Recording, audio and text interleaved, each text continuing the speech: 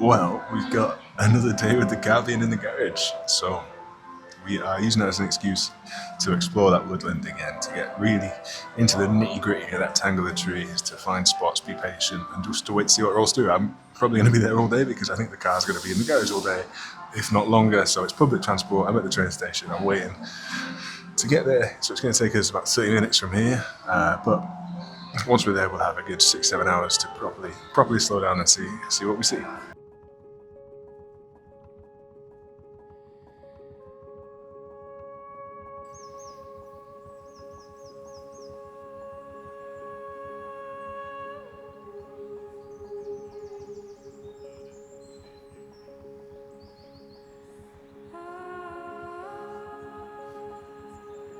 This is so special. I've got a potential nest in the tree up here, and there are two male pied flycatchers around me at the moment. And I'm just here at the middle of the path. It's nearly 11:30. I haven't even managed to sit down and have my breakfast because every time I stop, something comes through. But it's incredible. The light is nice because it's not harsh at all, which makes for such easy photography. You really just can't ask for anything better. And these are really nice high contrast birds, which always photograph best when the light is like this. So yeah, so far so good.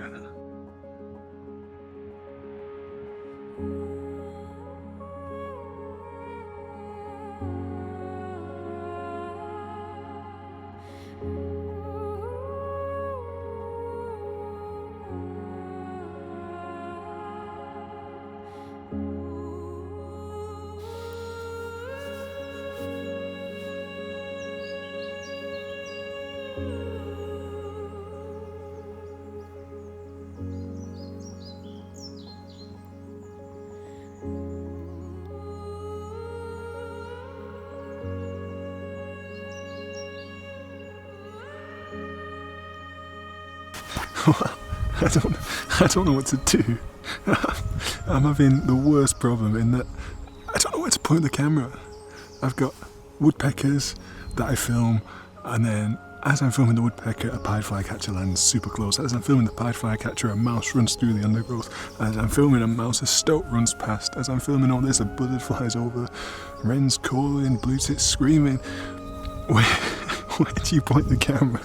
I need about 100 hands and I need 50 cameras right now because this is so good, and I am loving it. Absolutely loving it.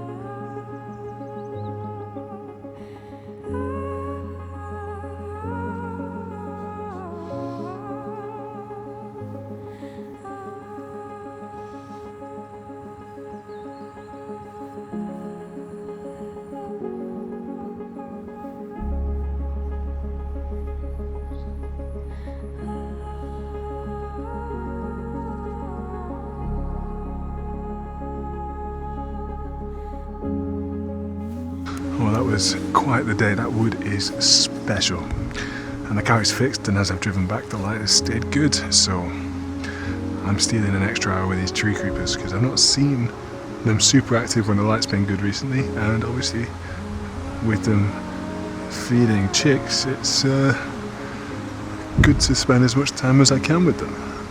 So yeah, I'm going to steal another hour of photography. I am so obsessed with this at the moment. In the best possible way. Yeah, so we'll sit, we'll film, and see what else we can grab.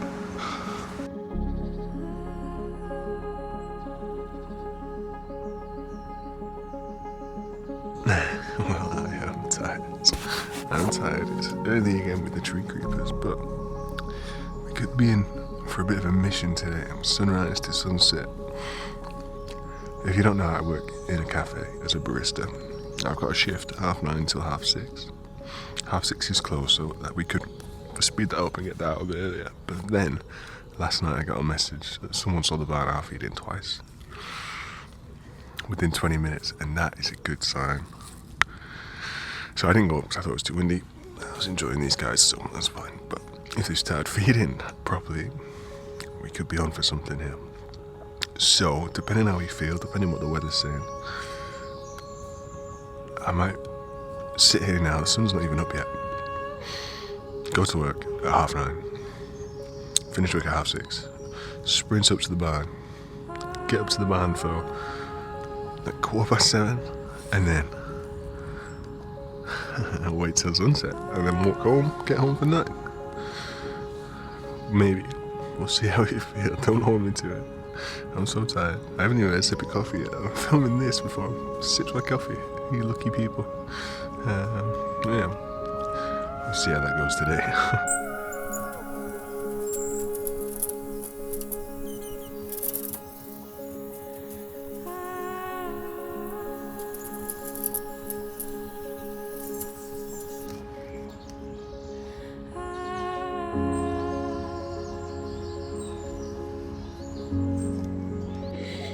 Okay, little rant, and I apologise in advance, but it needs to be said.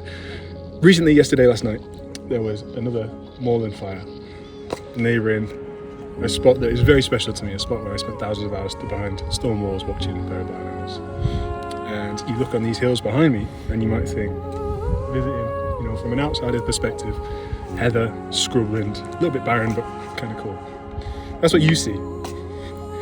I see curlew, I see lapwing, I see dunlin, I see golden plover, I see hares, I see rabbits, I see little owls, I see short-eared owls, I see merlin, I see kestrel, I see peregrine, I see snipe, I hear cuckoos, I see swallows, I see swifts, I see sandmines, voles.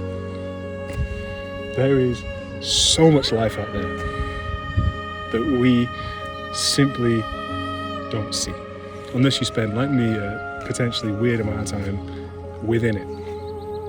Or if you are one of those strange bird watchers who enjoy seeing birds, then maybe you see the value in this. But otherwise, I can understand people coming and thinking it's barren, but it's not. It's not. And I've stood here and I've watched helicopters fly past, carrying water to a fire that has been on fire now for 20 hours. Potentially, don't know the cause, probably started by a barbecue. A couple of embers that got out of control, gone. This is a special ecosystem, and the only thing we need to do right now to protect it is not set it on fire. When we're living in a world of complex conservation issues, this isn't a hard one to fix. Follow the rules.